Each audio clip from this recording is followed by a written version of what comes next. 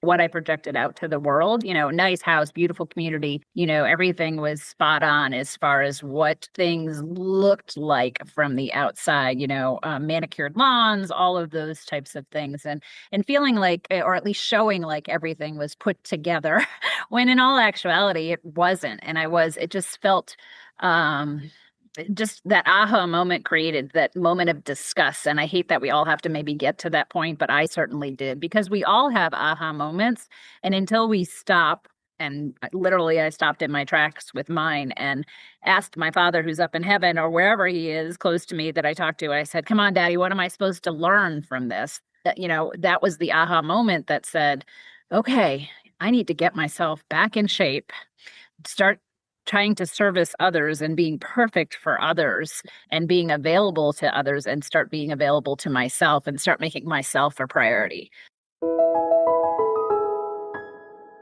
Welcome to Linda's Corner, where we bring more hope, healing, and happiness to the world. My name is Linda Bjork, and today we're going to be talking about when success looks perfect but feels like suffocation. I'm delighted to welcome Kathleen Conner. Kathleen is a speaker, coach, and the creator of the box breaking method. You can reach Kathleen at her website, chasingpurpose.com, and I'll include that link in the show notes. Welcome, Kathleen. I'm so glad that Hi. you could join with me today. Yeah, thank you, Linda. I'm excited to be here. Thank you. And I am so excited for this conversation because it is so important. And it is a situation that is kind of a paradox where something looks perfect and it doesn't feel good. Yeah, So, and there's a big conflict over, social optics or images versus kind of, our own internal voice or our own internal being. So it's a great topic to absolutely. discuss. Yeah. It is a great topic to discuss because we want to look good. And sometimes we feel like our performance is what gives us value. And so we're going to be talking about all these kinds of things. Is it okay if we start with your story? Have you had an experience where you were looking fantastic to everybody, but not feeling fantastic on the inside? Yeah, I think mostly on an image basis, and not so much physical image, but what I projected out to the world. Nice house, beautiful community, everything was spot on as far as what things looked like from the outside. Manicured lawns, all of those types of things, and feeling like, or at least showing like everything was put together, when in all actuality it wasn't. And it just felt, just that aha moment created that moment of disgust. And I hate that we all have to maybe get to that point, but I certainly did, because we all have aha moments. And until we stop, and literally I stopped in my tracks with mine and asked my father, who's up in heaven or wherever he is close to me that I talked to, I said, come on, Daddy, what am I supposed to learn from this? That was the aha moment that said, okay, I need to get myself back in shape, start trying to service others and being perfect for others and being available to others, and start being available to myself and start making myself a priority. So it was that moment that really was. I mean, I still have the nice out, I still like nice things. I'm a bargain shopper, so let's in a thrifter, so let's just start with that too. But you like quality things. We all do. It doesn't mean we have to pay quality or top price for them. But it was the moment that I thought, like, who am I? And this is not what I want to project internally from myself. I was overweight and kind of disgusted with who not who I was, but who I was trying to be, I guess. Interesting. So was there a catalyst? I mean, I'm hearing that there's aha moment, but I didn't hear anything that came that Yeah. started the aha moment. Or was it Yes. just an internal, wait a minute. Well, it was an aha moment. It was an ambulance that came to my neighbor's house. We live, a good 100 yards away from each other, driveway to driveway. And I heard the ambulance come through the neighborhood. And as someone who's of service like you are, you want to help. We want to do. And as a woman, we want to fix. We want to help and nurture and be available. So I ran down the stairs from my second floor, out the door, and down the road about 100 yards. And I literally collapsed, with my hands on my knees, out of breath, how I couldn't even catch my breath for the 100 yards that I ran. And I was a high school and college athlete. I played adult club level competitive sport for many, many years. And for me not to be able to run the 100 yards, which I played field hockey, that's exactly the field length that you play. And I know it sounds like an exaggeration, but anybody that plays sports knows that when you're practicing and playing in games, you run that 100 yards a million times during your career through practices and through scrimmages and through games. And I couldn't run it that day. I was just, I mean, I did run it, not fast, and I did, but I had to buckle over and catch my breath afterwards. So that was the aha moment, the moment of who am I? Like I can't even be of service, care for my neighbor, and offer help because I can't catch my own breath. And in my mind, I thought they're going to need to send another ambulance. Like I'm gonna be back in the back of this wagon headed to the hospital myself. And so after I did catch my breath and after I did compose myself, I did go in the house and lend a hand. But on the way back to my house after the neighbor was settled and transported out of the neighborhood, it was a long walk. It seemed a lot longer than 100 yards. It seemed like miles. And during that time period was the moment of me looking at my house saying, oh, this isn't, I mean, yes, this is certainly where I want to live, but this isn't how I want to live. Okay.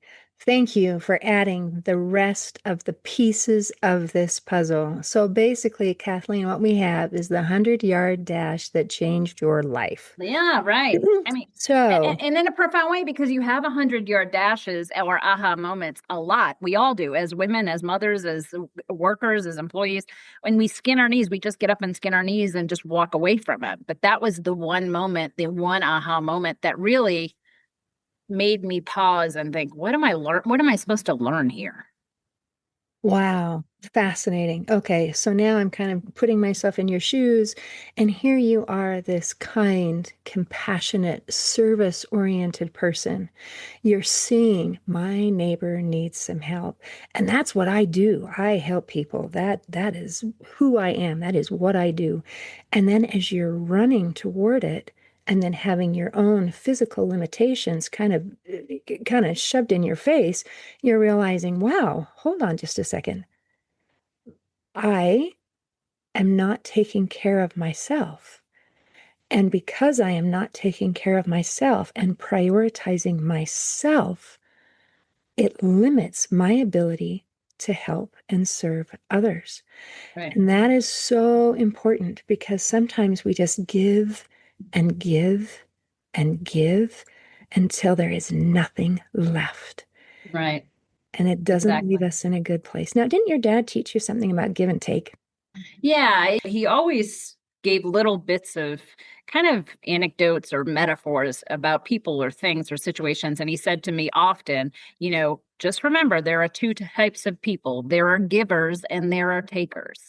And you have to just identify which category the person fits in. And so if you're a taker, or if they're a taker, they tend to take without reason or compassion or for their own reasons or their own purpose.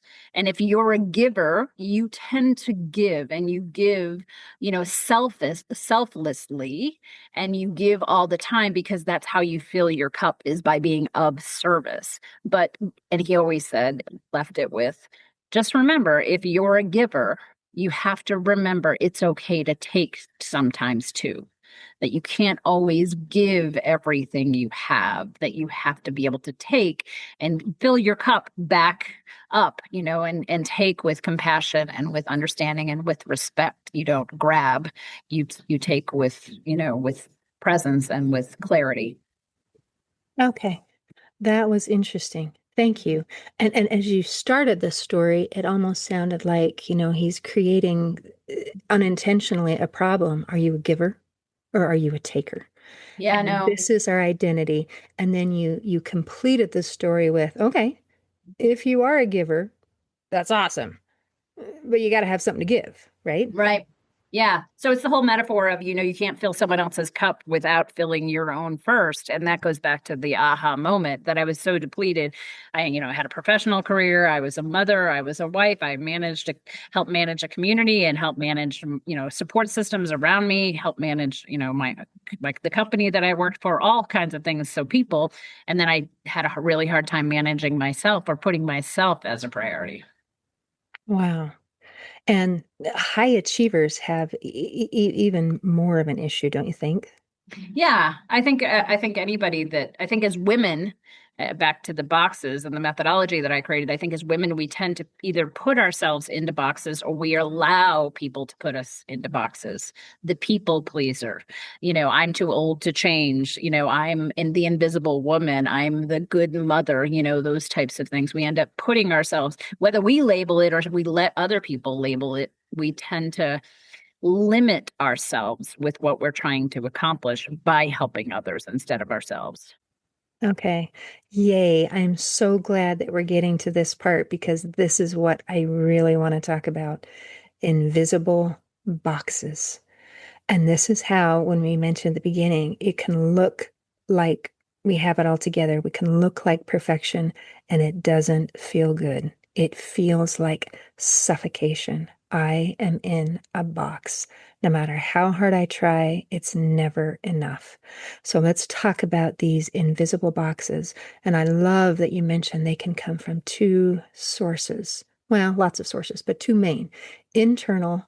I can create them myself.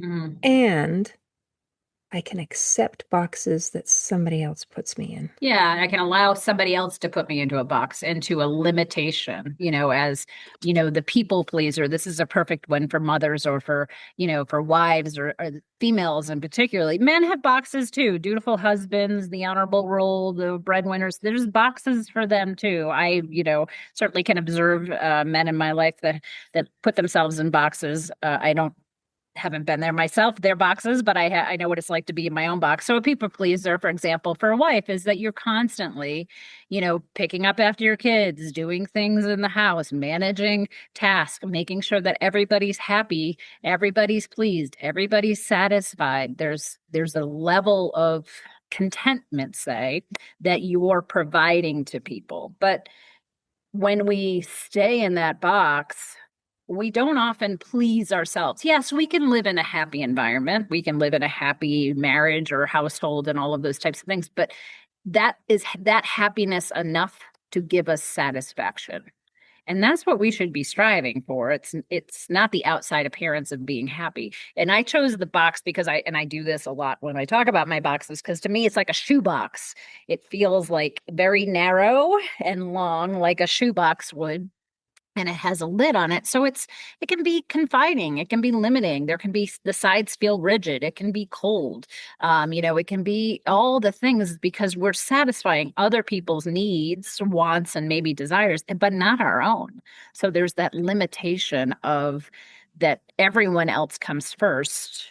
We self-sacrifice and we lack self-trust in order to provide for our own expectations and our own needs, wants, and desires. Okay, and that's such a crazy balance to be able to create. So when you're talking to people and you're explaining this, I mean, I can imagine people listening thinking, well, yeah, I have a bunch of boxes. Well, yeah, I'm taking care of everybody else's needs, and it's all I can do. There's no time to take care of me. There's no Yeah. time. There's no space. So how do you help people, I don't know, give themselves permission or organize their time, or what do you do to say, okay, let's pause, let's draw this picture with some different lines? What do you do to help people take care of themselves? Yeah, through a lot of my coaching clients and a lot of my coaching practice, it is identifying areas where we can just shift a little bit. Small steps create to big things and big places. So you don't have to create drama or trauma to find or to change things, in an impactful way. You can impact small changes in just something so simple. It's pausing when someone asks you to do something instead of always saying yes or when can I. It's the pause, it's the catching of my own breath, the hand on the heart that says, does this serve me?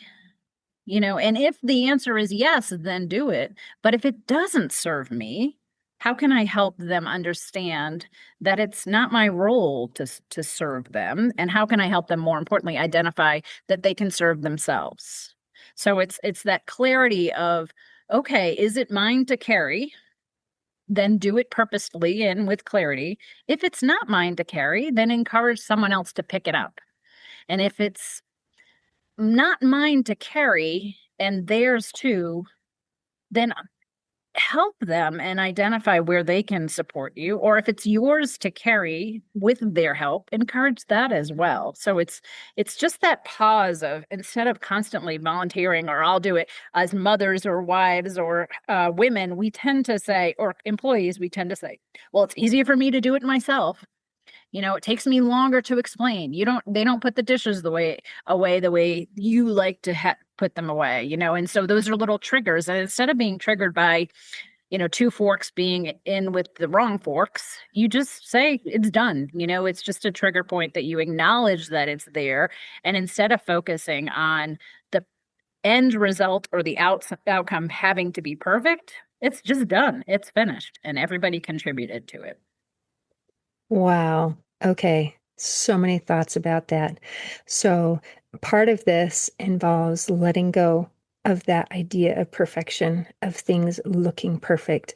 Because if I don't do everything myself, I have to accept their input, their contribution, even if it is different than what I would do, even if it is inferior to what I would do. There's a lot to that. You also, I with my kids, and I'd always say there is a place called good enough. And it doesn't, I mean, that good enough can be excellent, but we don't want to expect perfection. There is a place called good enough. We've got Yeah. this done and let's move forward. Yeah. But what you're asking people to do is to create boundaries. And people who create boundaries are not very popular with people who want to walk all over you. And Yeah, it's I a mean, people challenge. certainly, if people, I think that the hardest moment is starting the change or starting the boundary, because people are going to see you differently, feel you differently. And that's the moment for them, maybe their aha moment that says, I have to do this for myself. I can't continue the old pattern. I can't continue to be, suffocated by pleasing somebody else. Certainly we all want to please people. We want to make people happy. It's human nature and human decency to do that, but we don't have to do it at the point of exhaustion for ourselves. So it's a point of just saying, hey, things are going to be different around here. I'm going to need a little bit more help. I raise my son as, it's important for me to have him be a contributing member of society, of his school, of his teams, of our house. So when I ask him to do something, it's not as maybe we were raised, you have to go do, maybe it's, hey, I need some help. I need you to contribute a little bit more around here. And it doesn't have to be done perfect. Perfect is such a subjective and such a level of uh yuck, I think. I hate to use that word, but it just sets people up for failure, because what was perfect, how I made my bed as a child certainly didn't meet my mother's standards, and she would tend to maybe go in after me and remake it. But at least I did it, at least I did what I wanted to until I learned her way, and I just have to relax a little bit more, and we all have to relax a little bit more and know that perfection, again, it's the image that we're looking for. It's not the feeling. Image versus feeling. Okay, let's expound on that a little bit. So when we're talking about perfection, that's an image. When you're talking about feeling, are you feeling like free? Are you feeling fulfilled? What feeling are you looking for? I don't know. It could be a control thing. If I tell my son to do something and he doesn't do it the way that I would like to see him do it, do I, suddenly try to fix it in my way? That's a control mechanism. It's a manipulation. It can be really toxic. You could just be happy with how he did create his own way, his own room, his own world. So I think it's that we have to realize that most people want to do things that benefit themselves. You want to, and so like people don't want you to change if your behavior supports their needs and they don't have to help with their own needs. So when you start changing, the kaleidoscope can still be different. It's just turned a little bit. The colors are still beautiful. You're still seeing things that are beautiful. It's just not the same way you saw it 2 weeks ago, 10 days ago, those types of things. So it's just a different image, and people just have to accept it. And that's that moment of, can I stick with that boundary? Can I stick with, nope, I'm not gonna pick up your shoes anymore, or nope, I'm not gonna, like, you need to call and you need to set your own dentist appointment or your own, life choices, and so that they can, as moms, we don't want our kids to fail, but that's how they learn. That's how we learned, right? And I'd rather have my son fail at age 9 than age 19, right? The consequences may be a little smaller. The price or expense to them may be a little smaller at those times. And so, having him have the opportunity to grow through some change and some choices that he makes is a lot better, in my opinion, at a younger age than an older. Wow. Okay. This is awesome. And it feels so applicable in a home family situation, as a mother, where you said, okay, our first question really is that mine? So we need to be able to separate. I think as women, often we feel overwhelmed, overburdened. There's too much. I'm carrying too much. There's a lot on my plate is a standard turn of phrase. And obviously there's not really a plate and things on it. But there's so many things that I am responsible for, so many things that I'm caring for. And your suggestion is, okay, let's take a pause. You really are overburdened. You really are overworked. You really Yeah. are carrying too much. What things are you carrying that don't belong to you? Yeah, I think of a great analogy, and as we head into the Easter season, this year, it's like having that Easter basket and picking up Easter eggs, or you pick them up, you look at them, and you say, "Okay, that's mine." And then eventually, your basket gets so heavy you can't carry it anymore, and you say, "You know what? To be honest with you, that one's not mine. That I can't keep carrying that one." So we ask, and women or mothers or employees or spouses, you have to look at. You can't carry everything. You have to put some things down in order to carry the right things. So it's about making that decision.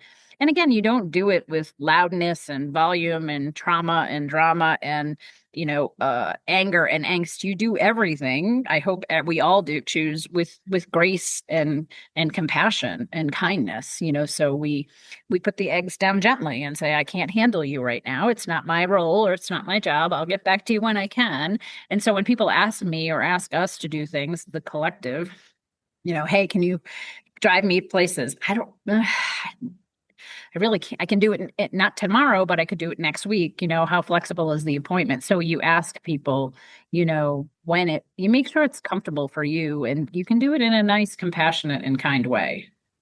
Yes. Yes, it can be done. And that is super important to be able to figure it out. You used a word that I just have been having run through my mind. It's that you can't do it all. And the word can't. I know people, and probably you do too, who consider it a badge of honor with how much they can, let's put some air quotes around it, carry, can do. It makes them feel important. It makes them feel valuable. It makes them feel competent and capable. And the idea of letting something go is truly offensive, because are you saying I can't handle it? Are you saying I'm not good enough?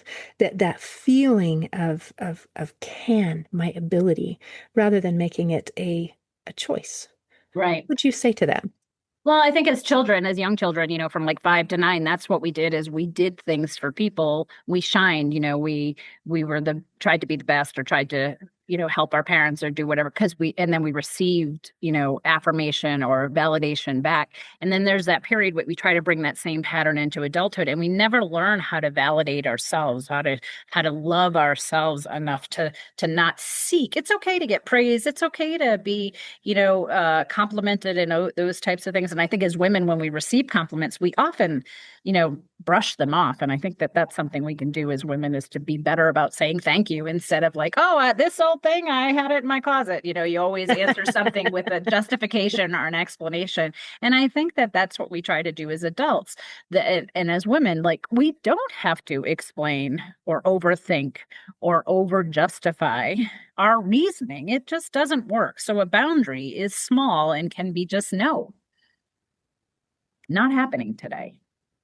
you know and so those types of things, you can say it in a very kind and loving way, but our value as human beings, and especially in women, doesn't come from you know being and helping and doing everything from others. Sure, we can certainly feel valued for that, but that's not where our value comes from. Our value comes from our integrity, our clarity, our purpose, our filling our own cup, right? Being able to find joy and happiness. Because, and again, I think this week I've been really honed in on the difference between happiness and satisfaction, Mm. because I think that people just say, I'm in a happy marriage. Oh, he's a nice person. She's a nice person. They're good people. And I just think, oh, why aren't we ever going for satisfaction? Why, like, is happy enough? I think we just settle. We tend to stay settled and complacent, and I call it comfortable complacency, which those two words should never be together. Complacency should never feel comfortable. It seems to lack growth and lack evolution and lack light. It seems, again, heavy. So Okay. it's okay to be comfortable, but comfortable complacency kind of seems stuck. Teach me more about the difference between happiness and satisfaction. What do those terms mean to you? Yeah, that's a great question. I'm really thinking a lot about it. Just because had a client that was talking to me about, how she's happy and they're happy and everything was happy, or everything was fine. Everybody uses the word fine a lot. And that is one of the words that really, it sounds like fingernails on a chalkboard for me.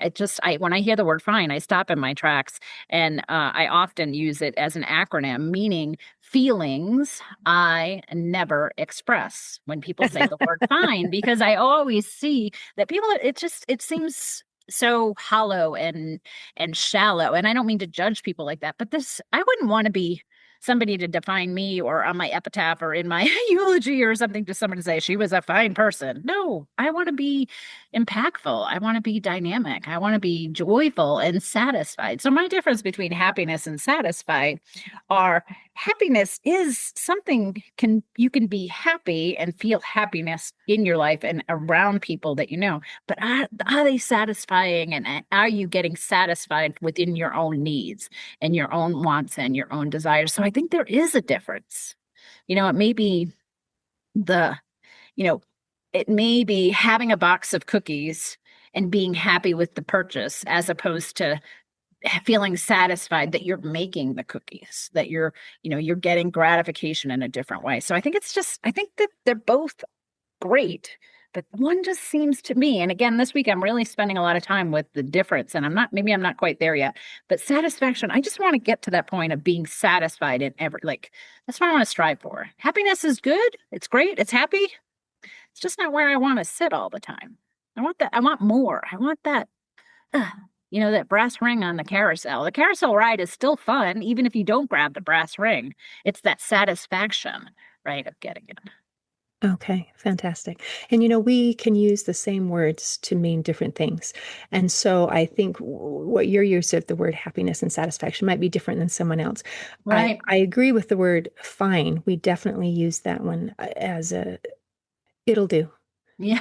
It'll do. It's Yeah. not so miserable that I need to make a It change. doesn't create any change. It doesn't create any, Right. it is back to that complacency. I'm Right. fine.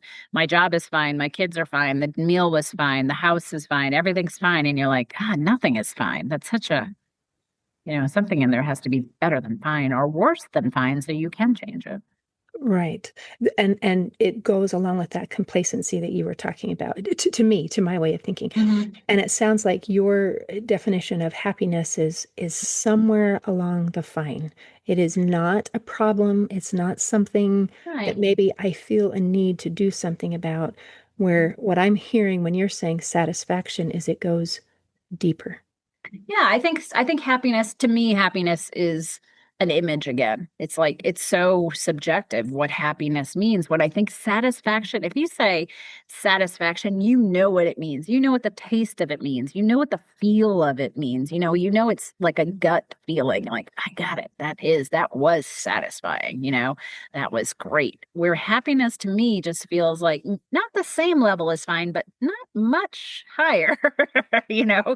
I just think, oh, I'm happy. It's like someone, I just had this conversation with a client. And again, we didn't come to terms with it as how they define love. Yeah. Is love an emotion or is it a relationship? Is love an action, something that creates action? Or is it in that, we were talking through the last several sessions, we were talking through about of unconditional love versus conditional love and what that looks like and what that feels like for us.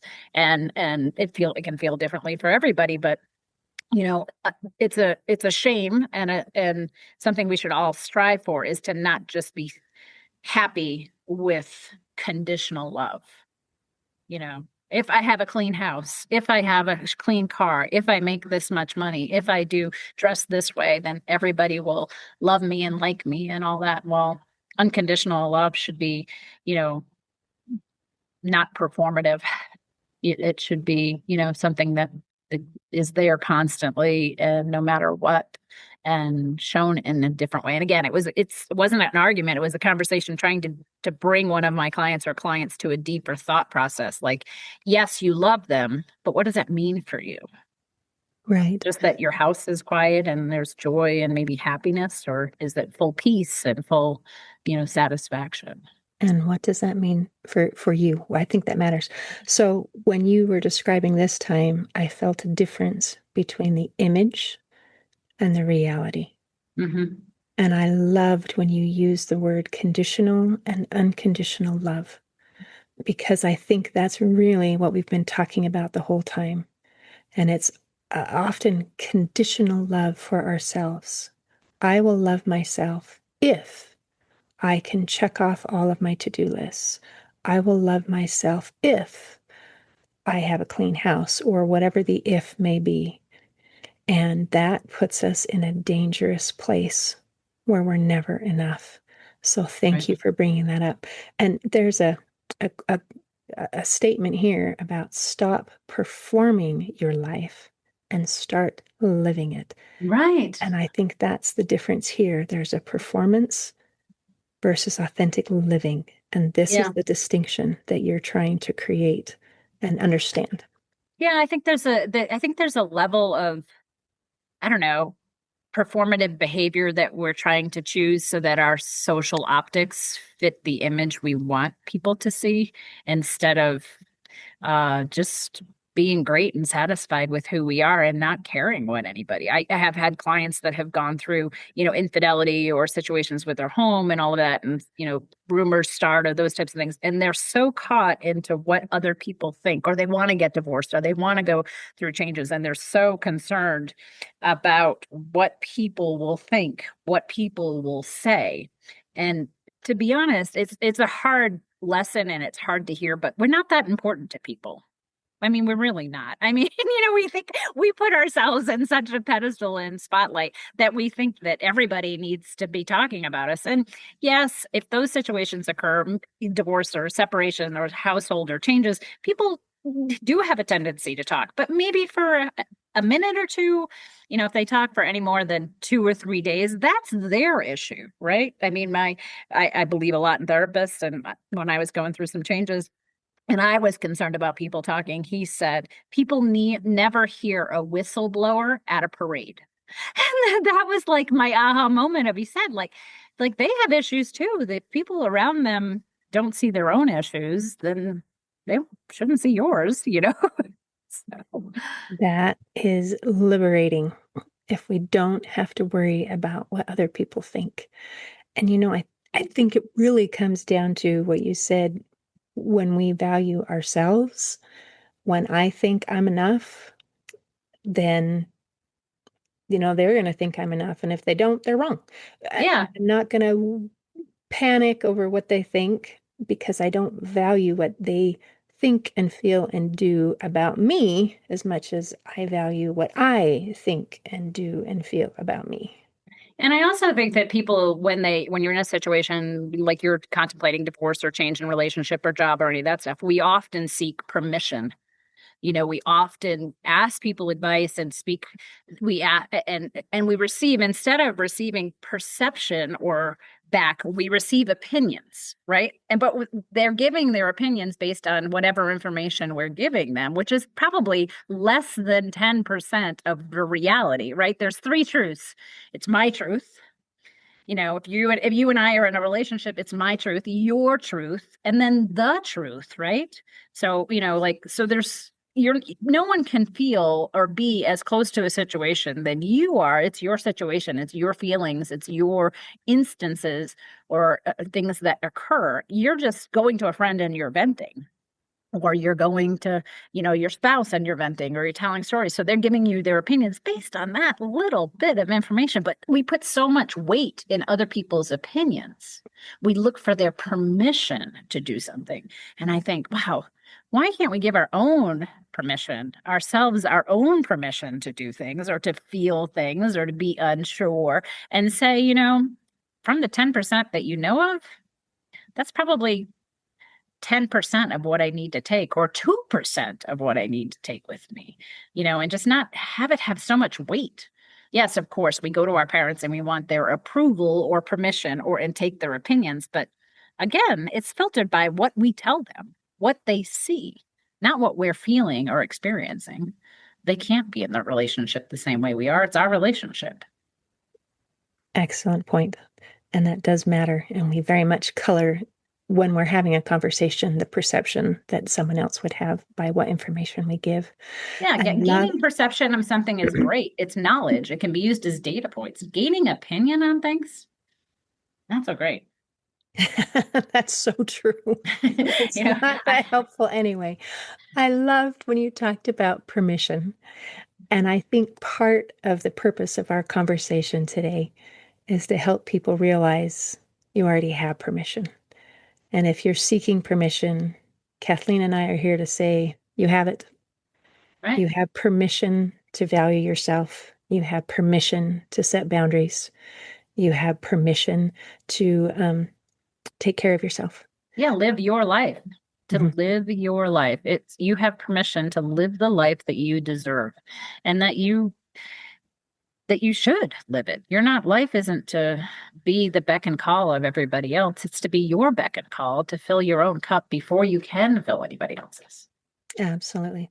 Is there anything else you want to make sure that we cover before we close today? No. So again, you can go to my website at chasingpurpose.com. You can certainly schedule a one-on-one session with me. I will be doing some public speaking coming up. I do have a podcast that just started a couple of weeks ago, so you can find that as well on any of your streaming services at Chasing Purpose.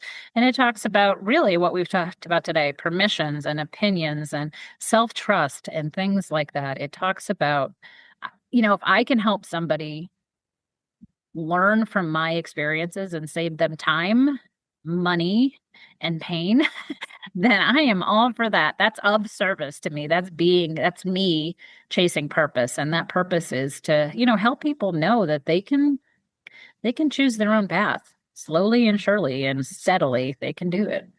I love it. Thank you, Kathleen. Yeah. Thank you very much, Linda. In closing, I'd like to share a quote by Michael Chabon.